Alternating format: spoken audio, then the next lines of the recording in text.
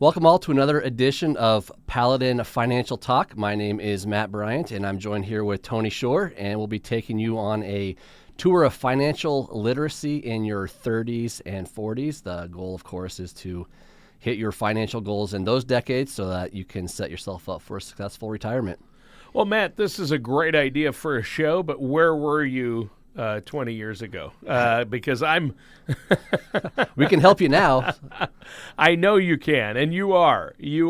But yeah, I missed that by a good 20 years. Yeah, and that's hopefully we can grab some listeners out there that are coming up on that age, or I know a lot of our listeners are of retirement age, but they have kids, and their kids are probably and coming grandkids, up on their 30s. 20s, 30s, 40s. Yep, that's true. Their children are probably in their 30s and 40s. So I do think this is an important topic and something we don't typically talk about on the show. That's kind of an age gap that's missed. We've done shows on where to start when you're in your 20s, when you get that first full-time job, and we've talked a lot about 50 plus, right? You know, how to, the final stretch right before retirement and income planning for retirement. But as far as financial literacy and financial steps in your 30s and 40s, that often gets overlooked. I think this is going to be a great episode. So, Matt, let's jump into it. Okay. What do you have for us first? All right, Tony, personal question. Were you an awkward teenager? Look at me. Yes, okay. I mean, it looks like I swallowed 5 pizzas whole this morning. Right. No, actually, yes and no. Okay. I mean, I wasn't the total geek nerd in high school or grade school, high school, but somewhat. I mean, I was in band. I liked art and music. I was never a big sports guy, even though I was in football. Okay. For a long time, all the way up until 11th grade, pretty much, 10th grade, yeah. So investing or financial literacy in your 30s is a lot like your awkward teenage years. Okay. So you've been an adult for 10 years or so. You probably haven't acted like one the whole time, but you're in your 30s now. You're likely in a serious relationship. Maybe you're married. Sure. Have a kid or two, your first mortgage perhaps. So things are new and you're growing as a person still. Right. And your financial background is also growing. So sure.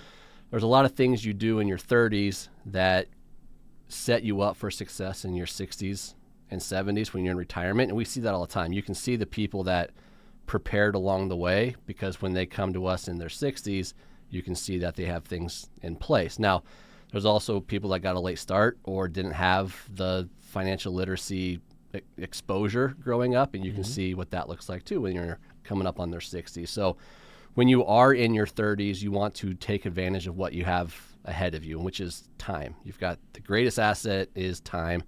And when you talk about investing and saving for retirement, you have the power of compounding interest on your side. Sure. So you may not be able to save a lot when you're in your 30s, but the fact that you have 3 or 4 decades ahead of you allows that money to grow. As an example, let's say you're 30 years old and you have $65,000 invested. Yeah. If you grow that at 8% per year, by the time you're 66, you have $1 million, even if you never invested another dollar. That's just the power of letting time and compounding interest work for you. Compounding interest is wonderful, isn't it? Yes. It's one of the biggest attributes you have. And it may not seem like much investing $500 a paycheck or $1,000 a month, whatever it may be. But if you have time on your side and you invest aggressively, you're going to turn out to be it's going to be huge. Pretty good you're spot. You're going to be set. I mean, how many times, Matt, have you heard people that come to you saying, "Wow, I wish I would have known this or worked with you when I was in my 30s. I wish I had started in my 30s or even 40s." Right? Yeah. It's crazy the amount. Pretty much everybody, I bet, says right. That. Everybody wished they had started earlier or with more money. Now, you're in your 30s. Those aren't your peak earning years for most people. Sure. So you don't necessarily have a lot to be investing. You're probably starting a family. I hear, houses are expensive, kids are expensive, but you need to set something aside along the way. Yeah. You're going to grow your career. You're going to make more money down the road. But 2 things you can do is save and minimize how much debt you have. Sure. Sure, that's huge. Okay, so I was a geek in high school. We started there. Okay, good. And those awkward years. But yes, in your 30s, you need to really settle down. You're an adult now. You are. You have to really, that's when you need to start seriously putting socking away and investing. So I think that makes sense. So you mentioned financial literacy, which is part of the show. So that's just financial education, right? And you get that by working with somebody like yourself, a financial services professional, right? Absolutely. So a big part of what we do when we work with younger clients is educating them on the why they need to be making these certain types of decisions. Sure. We can tell someone what to do, but if you understand why you're doing it, you're more likely to stick with it. So minimizing debt, investing, not living beyond your means, all those things are going to set you up for success down the road. Yeah. One thing I noticed, and I've talked to a lot of people, I have 3 kids, and during their high school years, they didn't teach personal finance or basics at all. When they were seniors, there was one personal finance class, and it was an elective, and it was for like 1 quarter, right? It wasn't even, it's not a year-long class, so that was very minimal, and it was an elective at that point. Right. So they really don't have it. I wish they would start teaching it in 6th or 7th grade, finance. Right. And I don't understand why they don't. Like, same when I was in high school, there was an elective that you could take. I was fortunate enough to grow up in a household that, financial literacy was talked about. So I had an idea. I did not in my household. I mean, my mom and dad worked hard, but they never talked about finance or illustrated that to me. And it's something that impacts everybody. So why not teach it at a younger age? Sure. Because, you may never use that trigonometry again, but everybody's going to have to pay taxes or file a return or provide for themselves at some point. So it's crazy that it's not something that's addressed. Sure. So obviously, you've got all these things. So what you mentioned debt. That's one thing that people need to deal with at this age or watch out for. Yes. So and not all debt is bad. For example, most people don't have the means to go out and buy a house, pure cash, right? Right. So you go to the bank, you get a mortgage, they loan you the money, you pay it back over 30 years or whatnot. That's not necessarily a bad debt to have. Now, of course, you want to do it reasonably. You don't want to be buying that $1 million house when you can afford $300 because you're going to be in a tough spot. And you might want to wait for interest rates to go down just a little bit. But we locked in at, I think we're at 2.7 or 2.9 with our mortgage, my wife and I. So why not use the bank's money? Because people are often like, oh, I need to pay off my mortgage before I retire. So they take money out of their retirement account where it's making compounding interest, where if they left it 10 more years, it could earn much more. The bank's money, you're only paying them less than 3% or less, a lot of folks with their mortgages. Unless they recently got into a mortgage, but it'll get back down there, I think. It will, and that's one thing we talk with clients a lot, too, is they have that great rate, and you can get guaranteed rates at the bank right now that are higher than what your mortgage rate is. So a lot of people want to pay off their house because it feels good to not have that debt, but financially, you need to also look at the math of it, and we help clients navigate that to say, you're better off investing this and potentially earning more rather than paying that off, although it feels good. If you can plan for it, you're going to come out ahead most likely. So that's a big one. Yeah, it depends on your personal situation, though, right? How much you still owe on the mortgage, what your interest rate is. A lot of times, yes, it is good to have that mortgage paid off. But at the same time, a mortgage can be good debt if it's low interest. Low interest. And if you're in a situation where you've got a few years, keep paying that off, keep using the bank's money for that, and use your money to grow. Yeah, and for growth. Mortgage interest is tax deductible. So, if you're not filing the standard, you still get a tax deduction, which benefits you. Now, there's bad debt. That's the thing, though. You don't want to carry credit card debt, for example. Oh, sure. You're looking at 15, 20, 25% interest And a lot of younger people can get caught up in that, especially if they're trying to get established in their 30s or get married. Easy to put that ring and honeymoon or a house. You move into a house, you put that move expense on a credit card, and all of a sudden you're starting off that family life from behind the, And that's a stressful situation to be in when that you're paying that credit card every month, but the balance is still growing. Yes. You wind up in a tough spot. Now, credit cards can work to your benefit.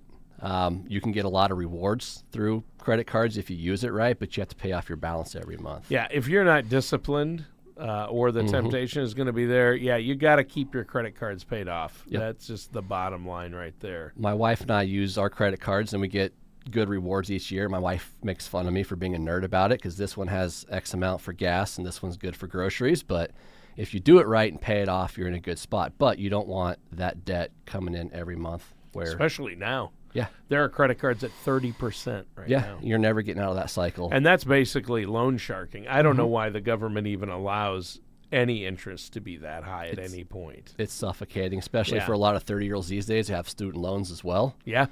My son is 24, married, had to find, apartment, has to cover living expenses. Both him and his wife work full-time. However, it's still tough. They still can't afford a house. They still need to worry about watching that credit card debt. Yeah. Making sure that stays paid off. So. Yep. So the credit card debt's the killer. So having debt is not a bad thing, but you want to manage it appropriately. You don't want all your paycheck going to pay those sorts of things. And you also want to make sure you're still investing because that's what's going to grow your wealth over time. Sure. And you mentioned compounding interest, and a lot of times, like you said, there are higher interest rates now for certain things that you can get, and you want to have some growth.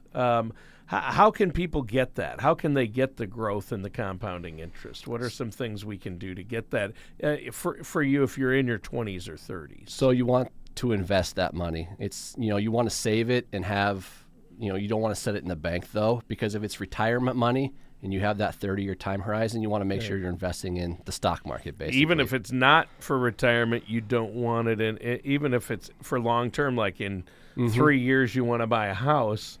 You don't want to leave that chunk of money sit in savings where you're not earning interest or under the mattress, which is the same thing, or keeping up with inflation at least, because there are options out there where you can earn, between 5 and 10% in growth accounts sometimes at this point in time. So with interest rates higher, you got to take advantage of that. You do. And a lot of banks will be happy to let your money sit there, giving you 1/10 of 1%. Oh, yeah, yeah. And we help clients navigate that. What vehicles exist out there that are maybe conservative with better rates, or you have that time horizon, invest in good companies. You can buy index funds, grow it aggressively because you have the time on your side. Yeah. You also want to make sure you're getting that company match. So if you're in a good spot where your company gives you a 401k or retirement plan match, take advantage of that, 'cause that's basically free money. So at least get the 3 or 5%, whatever it may be, that they're giving you, because that's going to help you grow faster too. Yeah, that's a good point. Especially in your 30s, you have that time horizon before retirement, so you're not going to need that money for at least another 20, 30 years, right? Right?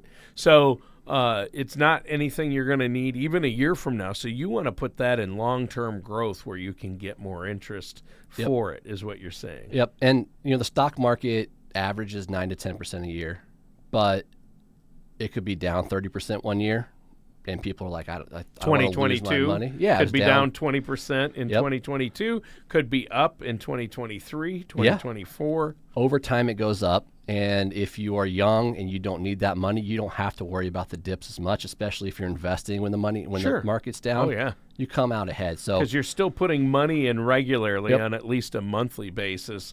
To that, at least you should be putting in as much as possible each month.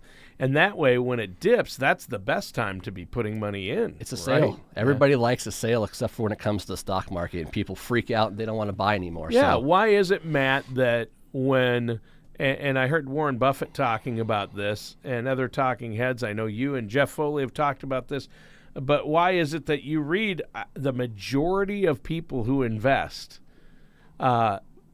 buy high and sell low, pull their money out when the market's on years like 2022 when the market's down, and then when the market's way up and hitting record highs, that's when they put their money in? Why is that? Because it's the opposite of what you should do. And it's your nest egg too, which is what makes it so aggravating to watch, is their emotions get in the way. So they can't handle looking at their balances They're like, drop. is this it? Is it going to crash? This Are we is going the to see next depression? 2008 Yeah, or or Great Recession. Yep. Yeah. And they don't have a plan. That's part of it too. Like when you have a financial advisor in your corner that can help you navigate the whys Sure. of this, why is this happening? What should I do? More likely than not, you're going to come out just fine. And Yeah. if you have a good advisor that can tell you to buy more, that's going to help you as well. But Sure. panicking when the market's low, you're never going to recover from that. Yeah. And I mean, Warren Buffett, the Oracle of Omaha, probably one of the greatest investors we've ever seen in this country as far as the stock market is concerned. Berkshire Hathaway. He says, I love it. Years like 2022, I put more in. Yeah. And then when the market peaks, when we hit record highs, I'm moving things around. I'm reinvesting the profits. So he is doing what you should do, which is buy low and sell high. But almost nobody does that. I've read the statistics are crazy. Right? No, it's everybody's waiting for that next crash. I shouldn't say everybody. A lot of people are waiting for that next crash to happen, or they think tomorrow, they invest today, tomorrow's when the market or the market's up loses for everything. 2 months and they're like, wow, it's hitting record highs. I better jump in. Yep. The market sets all-time highs over time. If it didn't, nobody would invest in it. So these companies that make up the stock market grow. If they don't, then they're not going to exist. Right. So it's aggressive. It can be volatile, but when you have the right time horizon and the right plan, that's what pays off for you. Which you definitely have the time horizon if you're in your 30s and 40s is what we're talking about today. Yep. Yeah. Yep. Yeah. Okay. So what's next? What else should you do when you're in your 30s and 40s that we need to know about? So you need to protect your family, and that would be something like life insurance or having your estate plan, some basic documents built, because people can die in their 30s or 40s. True. Accidents are the leading cause of death for that demographic. So imagine being 35 years old, 2 kids, you're the primary breadwinner, you go to work today, you die in a car crash, or you get into a wreck and you can no longer work at that particular job. What impact is that going to have on your family? So having life insurance, even if it's term life insurance to cover your kids as they grow up, enough to pay for the house and replace your income, that's important to consider. Yeah, huge. And having a estate plan, basic documents put in place, healthcare directives, power of attorney, wills and trusts, things like that, so that if, God forbid, something bad happened to you, your family's still protected. Sure. So that's good. Have an estate plan or a legacy plan, life insurance. That's important, especially in this age range, because you've got kids, you've got a kids. family. Yep. They're not grown and have their full-time jobs yet, so you're the main breadwinner, you or your spouse, so you want to have these things in place. You don't want to leave your loved ones in a bad situation. No, especially if you are the primary earner. They've got 5, 10, 15 years before the kids are out of the house, and you've got a mortgage, and you probably have a car payment. That's a tough spot to put your surviving spouse in if you're not properly covered. Yeah. And probably, I don't know if we mentioned it, but an emergency fund, right? Yeah. Yeah, we should all have an emergency fund. Have an emergency fund, 6 months at least of expenses. You never know when you're going to lose your job, for example, or tree falls on the house, you get in a car wreck, you have to pay the deductible, kid breaks his arm. These are things that come out of pocket, $500, $1,000, $2,000 here. You don't want to have to tap into your nest egg that you've been doing all that saving in. Yeah, true. To fund that. So you want to have the cash just sitting there. You can access it same day. Sure. Help protect and yourself. Easier said than done, especially when is. you're in your earlier working years, like in your 30s. But, people who say, I don't have any extra to put away, you do. You can make it. You can put money into your savings for an emergency fund, and you can put money into your retirement account.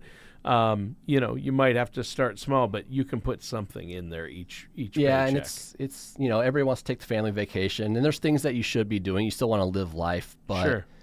there's some basics that you can do to set things aside so you're not hamstringing yourself down the road. You can just do simple little things like eat out less and that type of thing and put more money away. And you've got time, so don't wait until you're 40 or 50 to do it. Start it as soon as you can. Yeah. So obviously, then in the 40, most of that really applies, especially if you're in your 30s.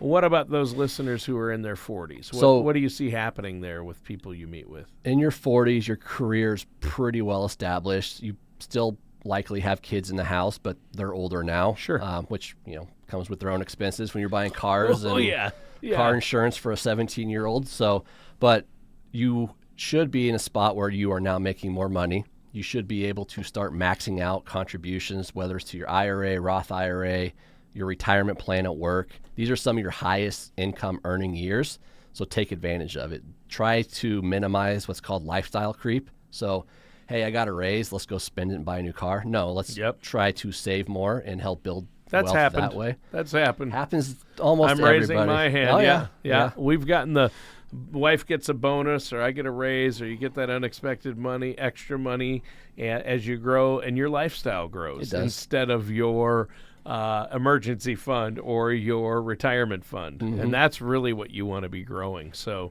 I get it. That's an easy trap for us. And you can't. You just don't get discouraged. We found the key, honestly, and I'm not just – this sounds it sounds self-serving for this show or for you, Matt, but when things changed for my wife and I, two things made it change, right? Two things stopped that and have helped us get on the right path, and that is because we were on the wrong path in our 40s. But one thing was doing a regular budget meeting to see where we're at, knowing where we're at. And number two was working with a financial service professional, a financial advisor. That was key. That got us on track, made us see, hey, we've got to be putting this in here. And so to have you guys, I know when you meet with somebody, you get out the whiteboard and you show, hey, here's where you're at, here's where you're going, let's talk about your goals and your dreams. And it's individualized, too. That's what I liked about it. When I meet with you and Jeff, when Sarah and I meet with you and Jeff, that's what does it. Yeah. And there's a lot of variables, and we can run projections to say you're going to run out of money at this rate, or here's what you can do to tighten that up. Sure. And for a lot of people, they know retirement exists, but they have no idea what it looks like for them or how much they'll need. So putting together the projections, having the conversations of what do I actually want this to look like. As you start leaving your 40s, and you should be reducing debt, you should be increasing how much you're investing. And a lot of retirement plans allow you to increase your contributions automatically so you don't even think about it. Because as you leave your 40s, now you're starting to think, all right, I'm starting to get an idea of when that retirement date is, and you really need to start being deliberate with how you are planning, because you can't get to age 65 and say, all right, where's my plan? You want to have your plan in place well before that. Yeah.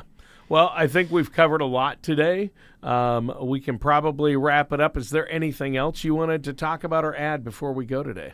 No, I just keep saving. If you already are, if you're not, please start. And if you ever have questions or need help navigating any of this, call us at Paladin. That's what we do all day, every day. All right. Well, let our listeners know how they can get a hold of you, Matt. Sure. So you can call us at 651-842-8406 or go to our website, paladinfinancial.com. There's a way to contact us through there. Either way that you do it, we're happy to chat with you and sit down and provide a consultation. Yeah, I think it's fantastic because really what you need to know, what our listeners and viewers need to realize is that they're only going to go through this process once, right? And I'm only going to go through the retirement planning process or financial planning once. You guys go through that. Your team goes through that at Paladin every single day with people. Yep. So you're going through the retirement planning process and the financial planning process every single day.